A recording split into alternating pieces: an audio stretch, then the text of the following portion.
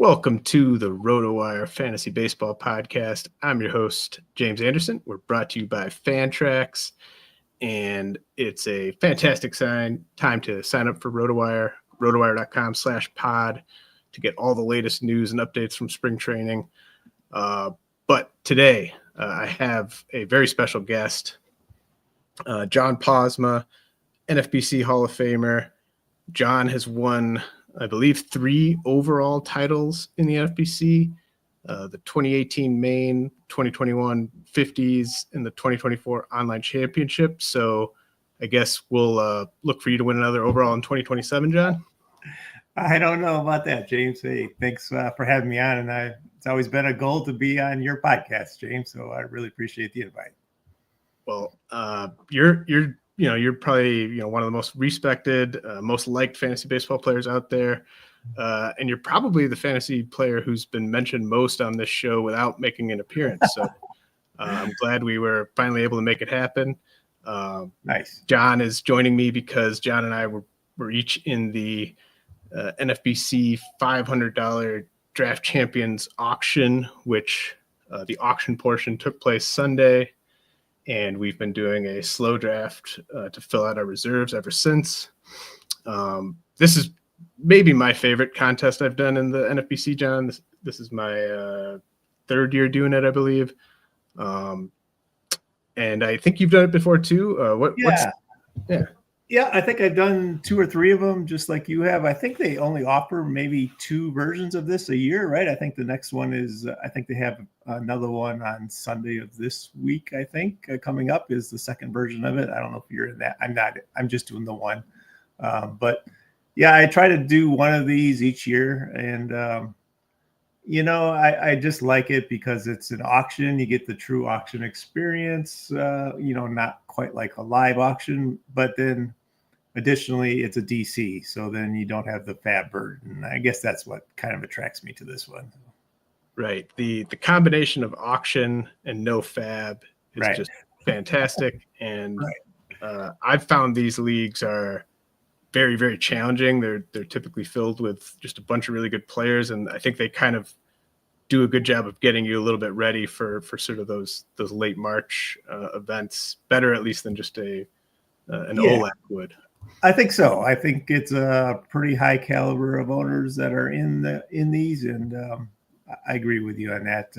Probably a little bit steeper competition than the OLACs, and there's so many of the OLACs that happen. It seems like there's one going every night, so you're just a broader audience for that, I think.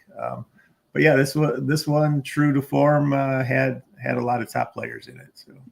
Yeah, and for anyone who's not familiar, so we auctioned the first 23 rounds worth of players, and yeah, now we're just going to draft the final 27 rounds, and then no fab pickups. So really fun league.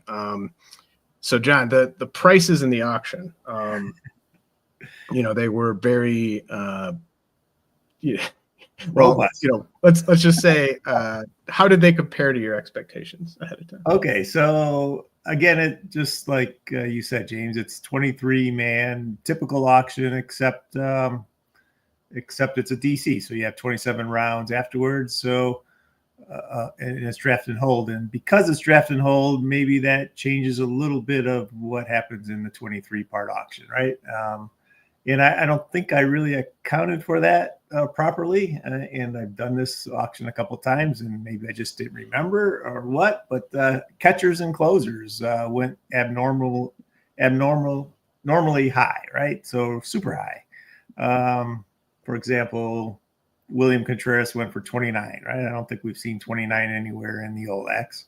Mm-hmm. Even that second tier of closers, Duran and Munoz were 20-ish. So, that's usually where the top level relievers sit. So that really threw me for a little bit of a loop. Maybe you were expecting it. What did you expect in terms of those 2 categories? Because of the nature of it being a DC, you anticipated some of that? So I guess my theory I think I went into it planning on spending on closers and catchers. Yeah. And I think that I was in the majority of people, like, Yeah, right. It's you not told all your friends. like I don't think these were everyone just sort of had like a dollar value where it's like I'm going to this number on this catcher. I think it was just a lot of people that wanted good catchers and wanted good closers, and the dollar figures weren't as important to them. Yep, I think that's what happened, right? So once that bar gets set high on the top of the tier, it's just natural that the rest kind of follow. And that's what happened here. Yeah, and so I mean, I think the very top catchers, it was $19 for Adley Rutschman, $19 for Sal Perez. Yeah. And like you said, William Contreras goes for $29, the highest he's gone for this offseason. Wilson Contreras. Raleigh went for 19 too, I think. Yep. Hoppy 15. Yeah, there's some so normal pricing. And that's like you said, like the draft champions nature of this, people that are do a lot of draft champions, they're going to try to get their catchers, they're going to try to get their closers a lot of the time. And so I don't know. I don't know if we played it or I don't know if I played it the right way. I ended up buying Logan O'Hoppe for 15, and that was my least favorite buy on my team, at least from just a value standpoint. Yeah. But then I look back and it's kind of like, I don't have as big of a regret on it as I would just a normal like overpay. But I do kind of look at like team 3, like Joey Bart for 3, Bo Naylor for 2. I wouldn't have minded in hindsight just grabbing maybe one of those guys, Bart for 4, Naylor for 3, instead of the O'Hoppe buy, and then reallocating the money. It sure is easier looking back at it, right? After you look at the board, like I ended up with Stevenson and Amaya for 13, I guess, total. So I ended up going sort of cheap. Stevenson, I doubt is worth 12, but it's just what happened in this auction. So so 4 teams spent 30 plus on 2 catchers, and I fell into that group with 34 on Perez and O'Hoppe. Right. 8 teams, so the majority of teams just spent $21+ on 2 catchers.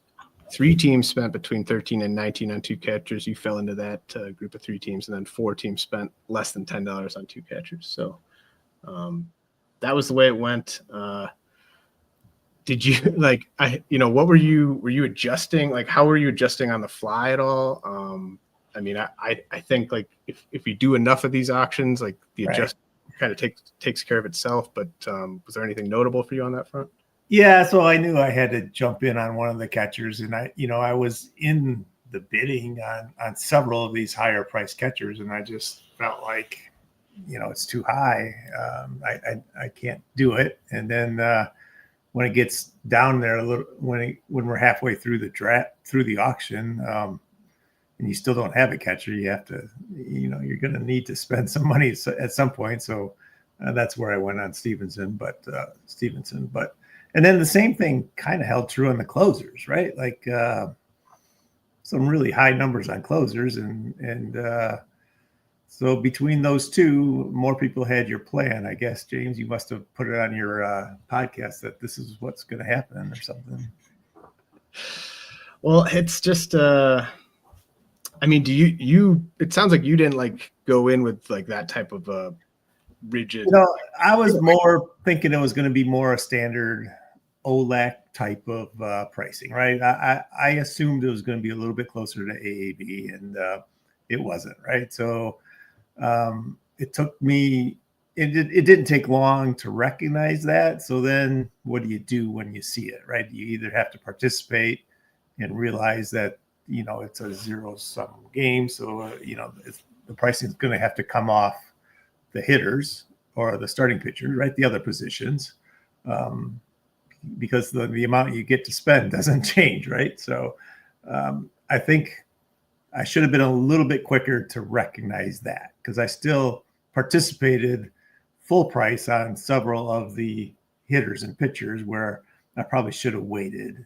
If we start thinking about what the ideal strategy was in retrospect, right? Maybe wait a little bit longer, don't be so aggressive. Don't be so jumping in on everything, right?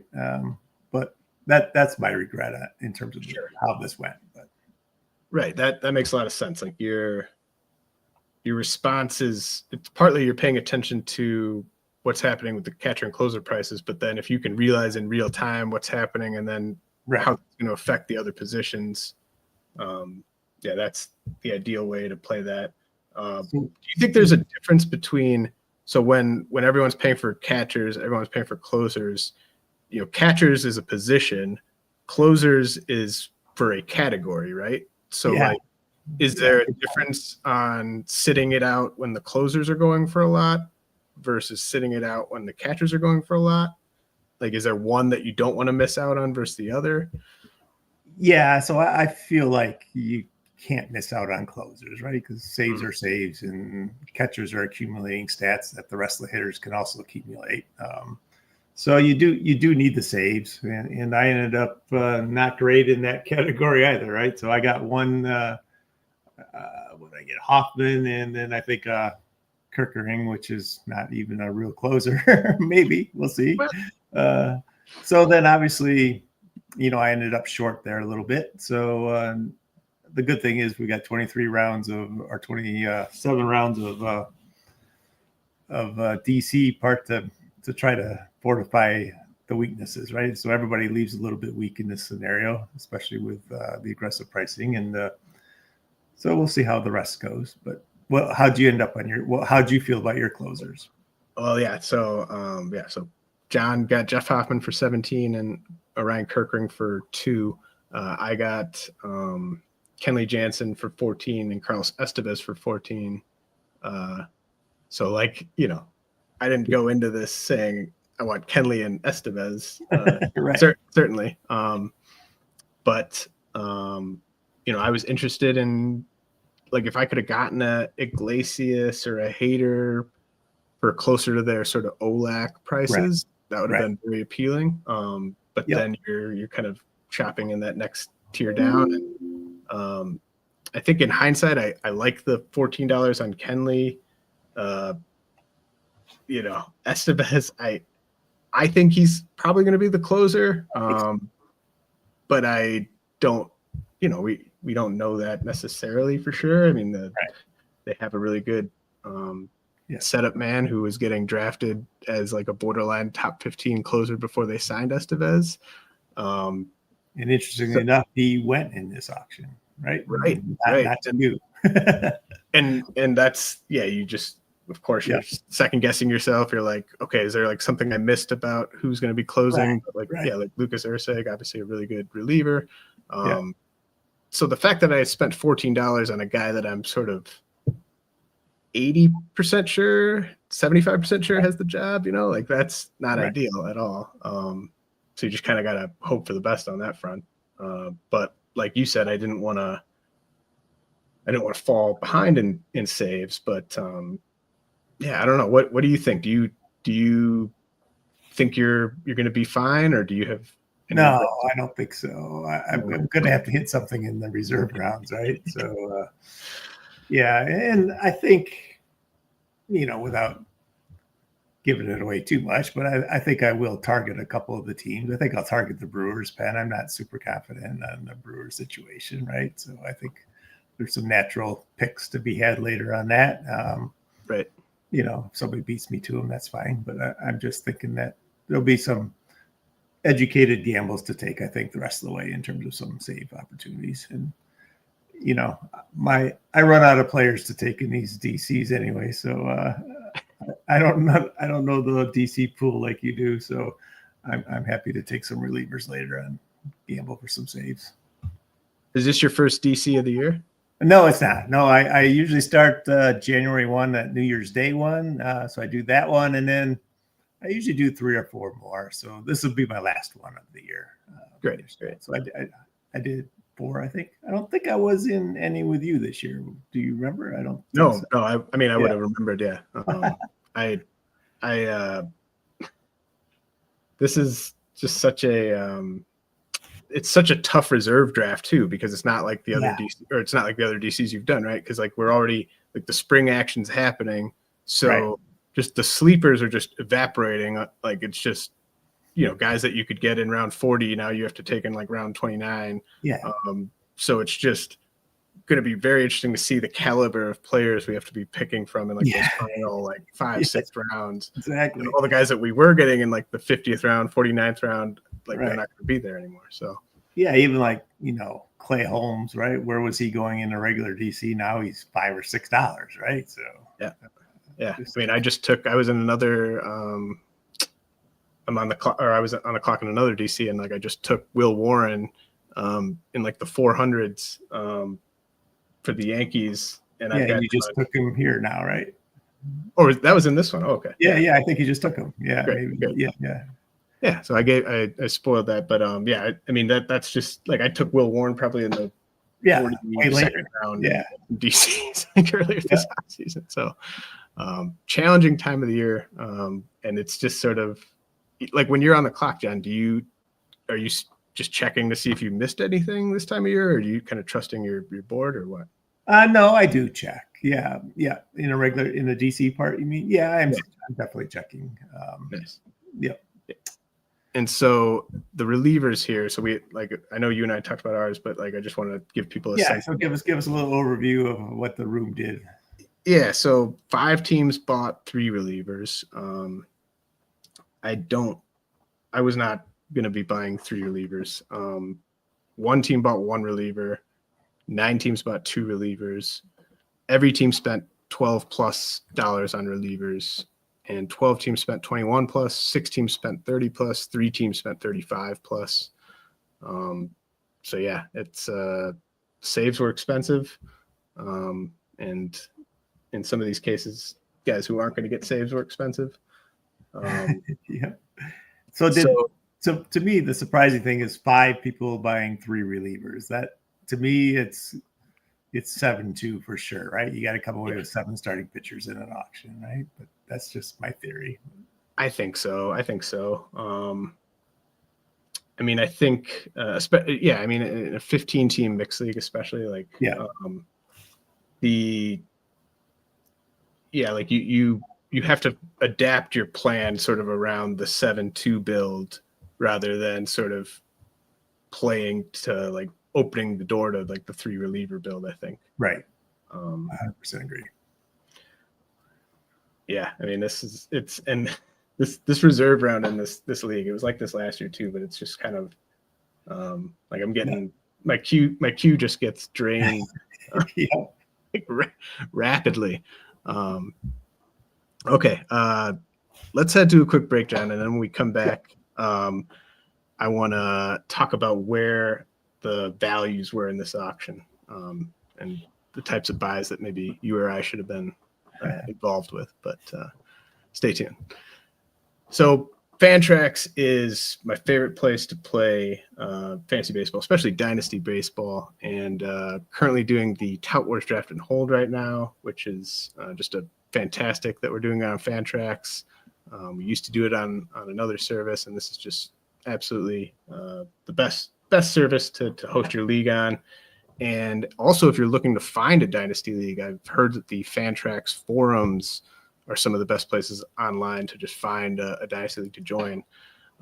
So sign up for free today. Be entered to win an official MLB signed jersey from Vladimir Guerrero Jr. Simply go to fantrax.com/rotowire and sign up today. That's fantrax.com/rotowire. Fantrax, the home of fantasy sports. Have you ever had your debit card declined or had to call your bank at 3 a.m. in Vegas? Edge Boost is the first consumer-facing online bank dedicated to the gaming industry. There are numerous benefits to using Edge Boost: $250K per day in debit deposits, unlimited withdrawals, cash back on sports betting, DFS, sweeps, deposit 25, get 25, 100% approval for all gaming activity, financial segmentation for discretion and responsible gaming, compatible today for prediction markets, iCasino, DFS, sports betting, lottery, brick and mortar, casinos, horse racing, and sweeps. No transaction reviews or account freezes. Visit edgeboost.bet today and use promo code ROTOPOD. That's promo code ROTOPOD. All right, John. So we kind of talked about this earlier, but like, when everyone was buying up those closers and catchers for over their AAV dollars. Obviously, other players were going to be going for under their AAV dollars. Right. So what was the sort of portion of the draft, or maybe the type of player that you kind of noticed going for under market? Yeah, so I think so it wasn't 100% clear that what was happening, right? When we look back at it now, we can see what was happening in terms of the catchers and the closers, and you had a hunch that it was going to go that way. I didn't necessarily realize that.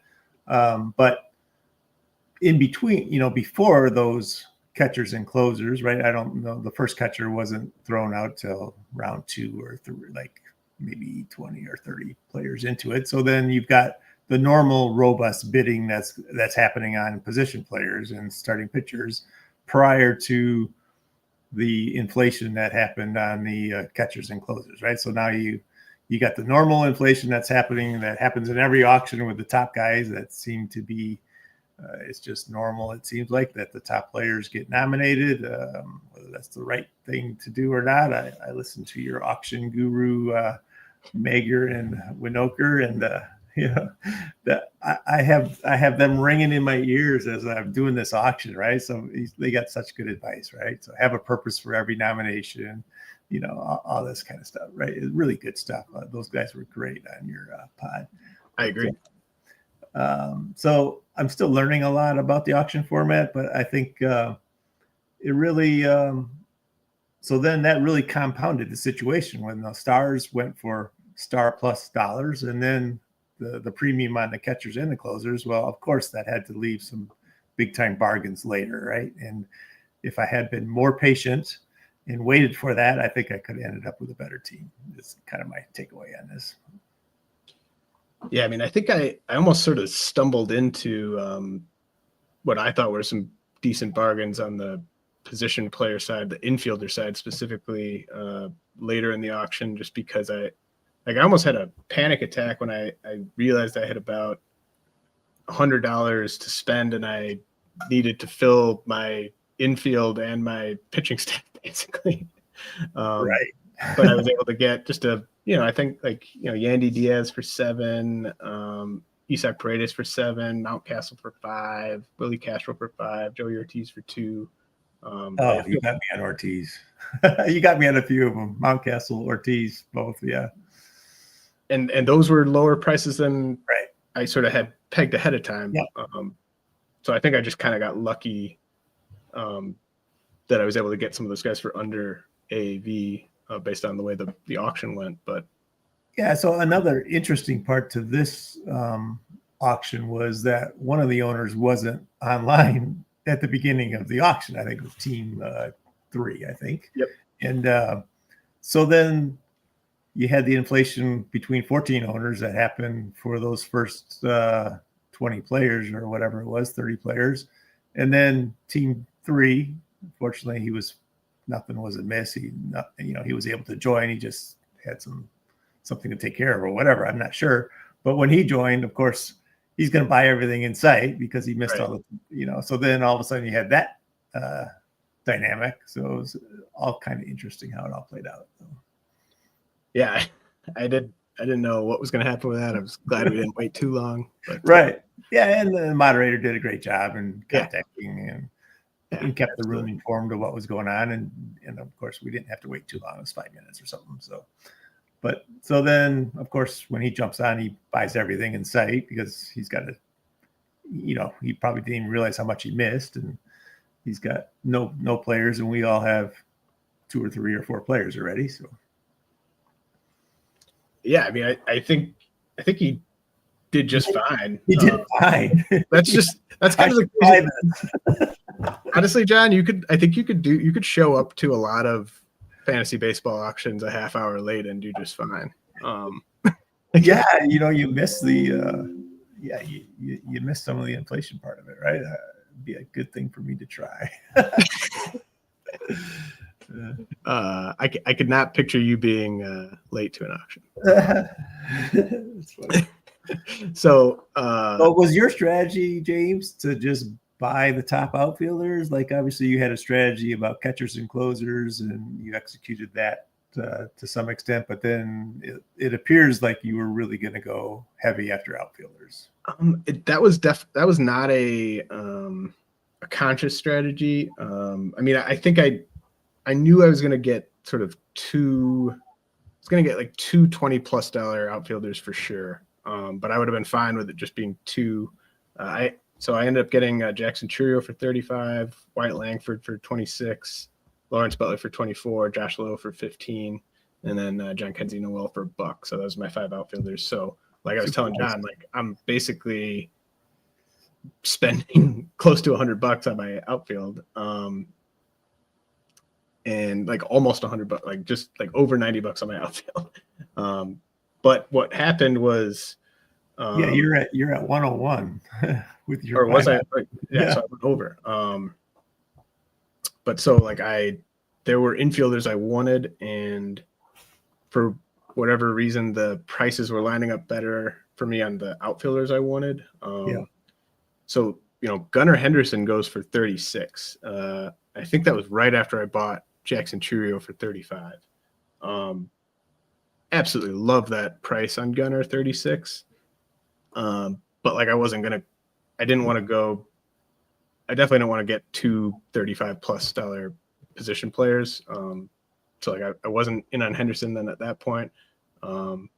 Really wanted Manny Machado, who you got. 9. You pushed me just a little past my comfort zone on Machado. But I mean, I think he's just going to have a fantastic season. So that one really hurt. I mean, he's such a fun player, John. I found myself with a ton of Machado. As a Brewer fan, you cannot say this, James. We got to boo Manny Machado. So you've hung on to your fandom much more than I have. Hey, I turned the corner. I bought him in this auction. Go Manny. Yeah. I mean, he's just so steady, and I just love the outlay of stats from third base with the batting average, the steals. It's just great. So yeah, I mean, I spent a ton of money on outfield. I like a lot of my favorite sort of take the leap this year players are outfielders. So like I think that makes sense. And then I don't like shopping at the bottom of the barrel for infielders, but I like a lot of the infielders that kind of go in that single digit, above $3 but below $10 range. Right. Yeah. So I think it worked out okay. I mean, you get the non-platoon outfielders just go for like any non-platoon outfielder that's any good goes for a lot. So I kind of almost like shopping at the higher tiers there. But it could have gone differently. And a lot of it, as you know, is just the order the guys get nominated, right? Yeah. You have an idea of who you want to get, and the bargains happen depending on how they get nominated, right? Oftentimes. So I ended up with Michael Harris as my top outfielder. I think 28. I think you were bidding on him as well. He could have easily ended up on my team. He's great too. Him and Langford, I was like probably going to get one of them, but got the cheaper one. But I mean, Harris obviously, the batting average is fantastic with him. So 28 on Harris. Reynolds, I'm hoping gets first base eligibility because I ended up short on first base. So once I got Reynolds, I didn't push the first base issue as hard. So I felt like that's kind of a backup plan. So I just went with Josh Bell as a cheap option there, I think, later. And hopefully Reynolds becomes my primary first and Bell becomes my corner. Meanwhile, Max Muncy went for $1. Sometimes this happens, right? And maybe he's not worth $1. I don't know. But I needed it at the time, so I was happy to get him for $1. Yeah, I mean, he's I don't know what his AAV is, but and you got Christian Yelich for 15, John. Yeah, so let's talk about Yelich. So I saw a video of him right before this auction. So I was just interested in give me your Yelich breakdown. Well, I think I was encouraged by what I saw, that he's swinging the bat already. He took some batting cage swings. He was looked like he was driving the ball fine. I wasn't necessarily expecting to see that. I suppose I should, right? He's been on target all along to be ready. But still, until you start seeing him swing in the cage, I didn't see him in a game of any sort. But at least he looked free and easy, and I was kind of my non-doctor eyes thought, well, he looks pretty good. But later I was thinking about it. Yelich would have been a better play in like an OLAC or an overall contest, whereas this is just a 15-man self-contained league. I shouldn't have taken the two gambles I did with Yelich and Strider, right? Both of those are risky type picks, and you're trying to hit a home run in terms of beating a lot of teams. In this year, it's a self-contained league. I think a safer route would have been more advised if I could do it over on those two, or just have one of the two. I think, not too risky picks like that, but that's just my thought. Yeah, that's definitely something I'm always considering too, with just like you take one risky player, then that affects like the rest of your draft. But with Yelich, is he going to be risky to you all the way up to opening day, or like once he's in games this spring, can he shed sort of? Yeah, I think so. Once he's in games, I think he's good. That's my take on it. I feel like once I see him running the bases, swinging, making contact, diving, stealing bases, right? Like, because if he's all of a sudden not running, well, that takes away a big piece of his game. But is there anybody better to watch run from first to third? Like, man, he just turns that corner at second like nobody else. Like, sweet. He's fun to watch. Well, so like I think you could definitely have second thoughts about the Yelich Strider combo right now, but I think that there's a chance then in a couple of weeks you'll just be fine with the Yelich. I could be really happy with it. That's right. But I just think in terms of game theory, maybe not. But then on the flip side, a regular OLAC, you're limited to your 7 bench spots, whereas here you've got 27 bench spots, so it doesn't hurt you if they are like the Strider sitting on your bench doesn't hurt you quite the same, right? So for that perspective, I mean, you got Alec Burleson for $1. There's a chance he could get first base eligibility this season too. There is, yeah. I need it. Let's do it. His batting average will help make up for Max Muncy's batting average. I know. I don't like taking those Max Muncy batting average types. Schwarber, I just won't own. I mean, Schwarber is one of my favorite guys to nominate. Yeah, just because of that, right? Yeah. And well, yeah. You got Marcell Ozuna though, who that's my monthly balance, right? So. I mean, he's just like what he did the last 2 years, and then you like the projection systems with him have him for like a 255 average, something like that. But like if you just think he's the player he was last year and the year before, right? Like the projection systems see that 2-year run or whatever where he was just nothing. But like the guy we've seen the last couple of years, he's one of the most feared hitters in baseball, and he's potentially coming back. Like everyone on Atlanta had a down year except for him. So maybe if he's just the same guy and all those guys sort of bounce back a little bit, then he could have an even better year. Yeah, I think so. Any picks that you regret looking back at it in terms of your auction, or a guy you would have bought? So I think the Logan O'Hoppe at 15. Yeah, you mentioned that one earlier. Yeah, he's just I think he's one of my favorite sort of catchers in that outside of the top 5 or so. But 15 is it's more than he's worth. So I think going for like a Bo Naylor, I think would have been preferable there. This is my first Bogarts of the year. I don't mind it because of the price. He was just $10, but I don't know if I'll have any more Bogarts, but no regrets necessarily. Just I think that's a good pick. I mean, double eligible and just steady. Does you a little bit of everything, right? So John, I think someone threw out Sandy Alcantara like early, and I bought him for 8. Like, I don't know, was I the sucker that bought Sandy Alcantara for 8? Like, I know that it's very uncool to like Sandy among sharp high stakes players, but oh, is it? I don't know. I don't know. I think a lot of people hate on Sandy because of the lack of Ks and I think that's a great buy. Like the fact that there's just something special about him in terms of how he wants the ball, how many innings he'll pitch. I completely root for the guy every year. Like he's one of my favorite guys to watch. And I think he could be like starting playoff games this year for the Orioles or something, like right. I don't expect him to finish the year on the Marlins. There's not many guys like him that just have the stamina or whatever to. Yeah, he's a throwback. He's a throwback. That's right. That's a good way of saying it. Yep, for sure. Love him.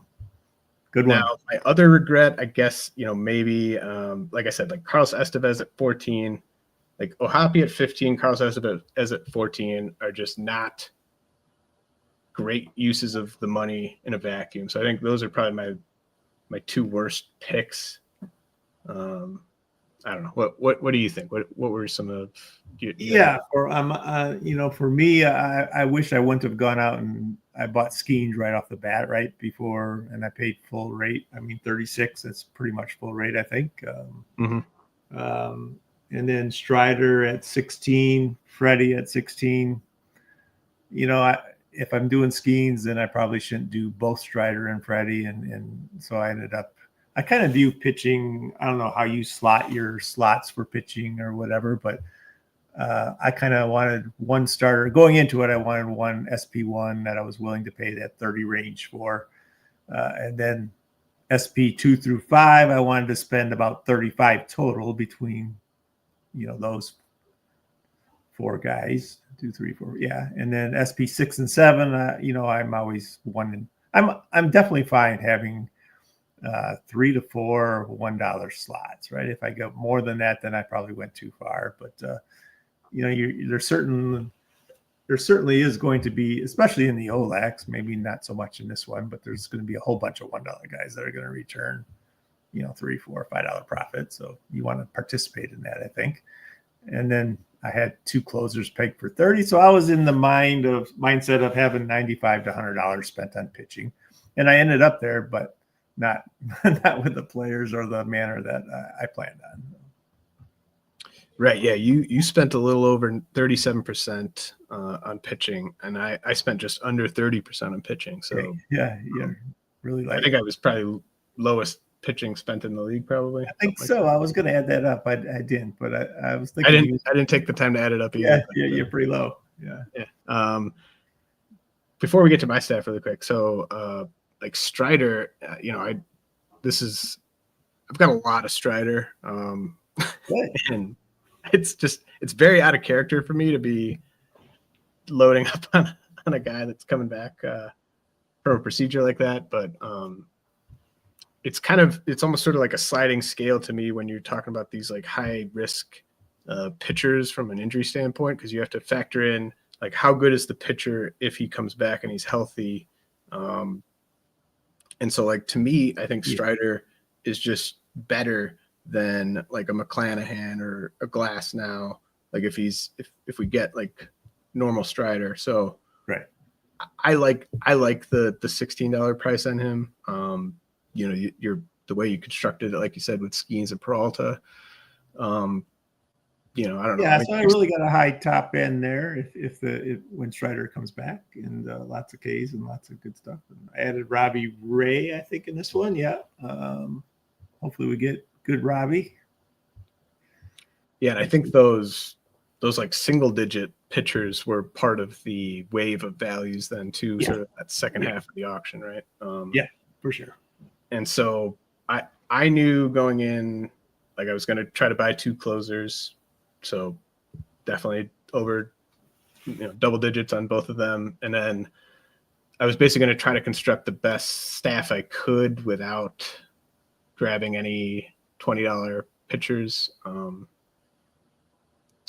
I don't know, that's kind of an arbitrary number, but like I kind of like having my most expensive pitcher be around like 19, 20 at most. And then in this one, it just the guys I wanted for 18, 19, they were just going for a little bit more than that. Like I started kind of throwing out guys I wanted at 19 just to see. And that wasn't happening.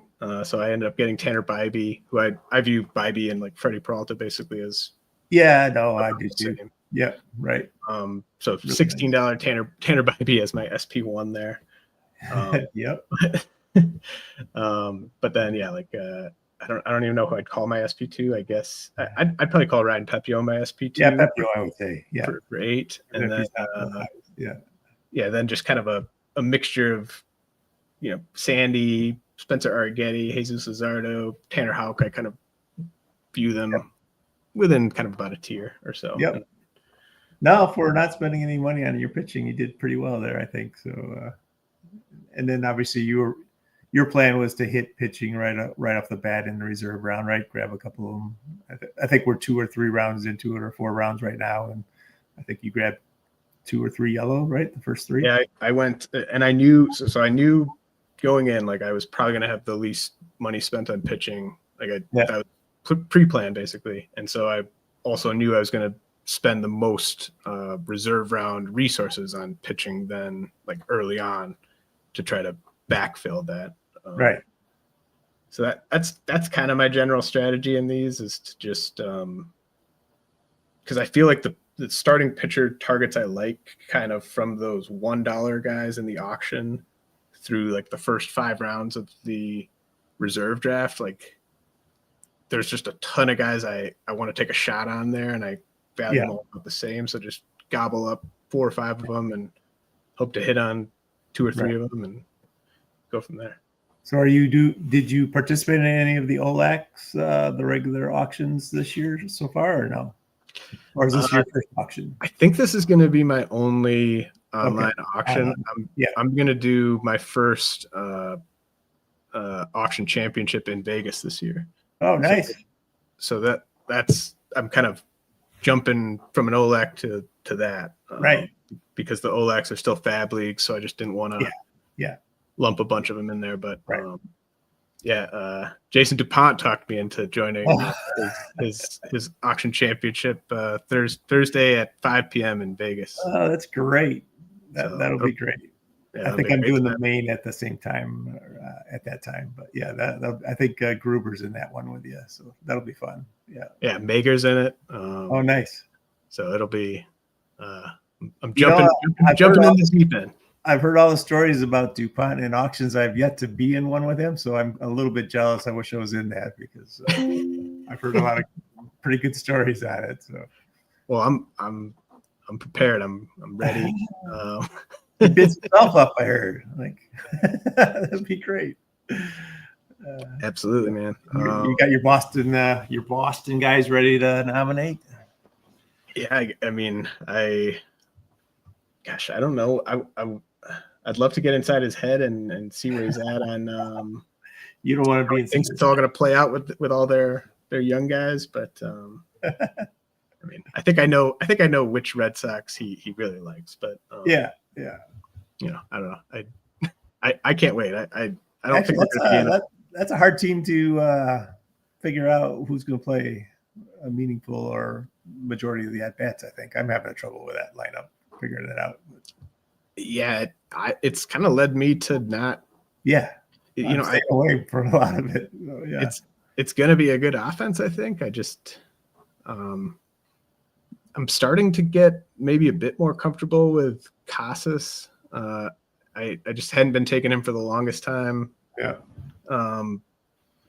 But I think the more I look at it, I don't really see how they don't play him if he's on the roster. But I don't usually go after guys that sign for big dollar free agent contracts with new teams. Although Bregman, it's easy to see him having a monster year. He could. But I haven't really been going after it. And like a guy like Wilyer Abreu, for instance, like I think Wilyer Abreu is an incredibly talented baseball player, but it's hard to get him to like 450 plate appearances. Right. Yeah, so. It is. Agree. What do you so yeah, you mentioned like the Brewers bullpen. Yeah, you're iffy on that McGill situation. I am a little bit. I think I heard you and Ryan talk about it on your closer pod a little bit too. I'm iffy on that one. Yeah. What about Tobias Myers? Myers. I think he's $1. He's one of my dollar specials, right? Yeah, he's part of that group of guys where it's just a group of pitchers for kind of a buck or right away in the reserves, and like he's someone where I think people have a hard time kind of figuring out what he is. Like, is he as good as he looked at his best last year? Is that sustainable for him going forward? What do you think about Tobias? Yeah, I don't think, and you can fill me in on what his prospect pedigree was. Not a big prospect guy, right? He wasn't. Well, at one point he got traded for Junior Caminero. Yeah. Okay. Okay. Well, then he's great. I mean, he was a guy that he was on and off my top 400, but yeah, a lot of smart teams have liked him for a while. The Brewers have their hands on him now. Yeah, so the Brewers got their hands on him. He didn't do great in the minors for him, but they called him up. And he seemed to pitch above what he was doing in the minors. And every time I watched, I follow the Brewers pretty close. So if I'm going to watch a game, I'm probably going to watch their game. And I don't know. He just he's got 4 pitches. Changeup seems to be improving. I expect even a higher strikeout rate this year. I know it's not great, and that steers people away from him, but I think the Brewers just have a way of doing this with certain players, and whether it's the pitching coach or the scouting or a lot of it, I think is the Contreras is great with these young pitchers, I think, and I just think he's a guy that he had a really maybe that ERA isn't sustainable, and but.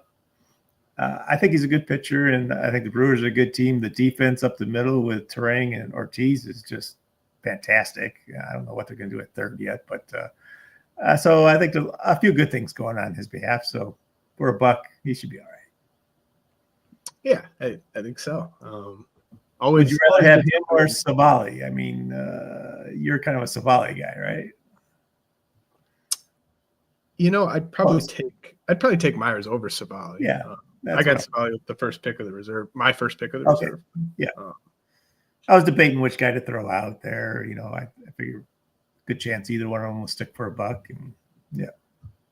Savali's just kind of he's a streamer to me. Myers, like, there's a chance you might want to just kind of leave him in. Yep. I think he could be one of those guys. Yeah. Yep. So hopefully we'll see. What anything else on your mind? Anything else you want to hit on? Any auction stuff that you I just it's just a good. I'm glad I did this auction. I don't think it's just hard for me to be patient enough in these auctions, right? Like you get caught in the bidding frenzy. You pick out certain players that you want to get. They go a little bit higher than you want, so then you're targeting a certain type of player. If you miss Gunner, and then you're going to go for Lindor or whatever, and the same tier, and you almost got to not be attached to certain players, certain targets, but rather certain stats and certain archetype of player that you want to get, right? And you're not sure which one of those are going to fall into that buying section or the where it's going to be a good purchase. So it's a good this was a good reminder of that, I thought, and hopefully I'm going to do 2 auctions in Vegas, so I'm hopeful to learn something from this one and be a little bit better on those. But yeah, I think the best I've done in auctions has been when I've gone with like a more flexible approach, and it's also just the 500 DCs. I think I mentioned this. Like I was texting Smada, I think, who was in this one last year after ours. I think I was like, I think I'm drawing dead after ours last year is what I told him. But I cashed, but like I just these really make you doubt yourself, or at least they make me question what I'm doing. versus, like an online championship, your bread and butter. Like those, you're not sitting there in like the 14th round of an OC, like, oh Right. man, I don't know. Right. Yeah, no, this is a good test. That was great. All right, John. Well, I'm so glad that you made your debut appearance on the RotoWire Fantasy Baseball podcast. Been wanting to make that happen for a while, and so I'm glad we missed each other the last couple of years, I think, with schedules and such, and I really appreciate the invite, and it was good to be on with you, James. And I know our listeners appreciate someone like you being willing to share your thoughts. So really thank you for taking the time out of your evening to join me. This has been the RotoWire Fantasy Baseball podcast brought to you by Fantrax. And John, I will see you in Las Vegas. All right.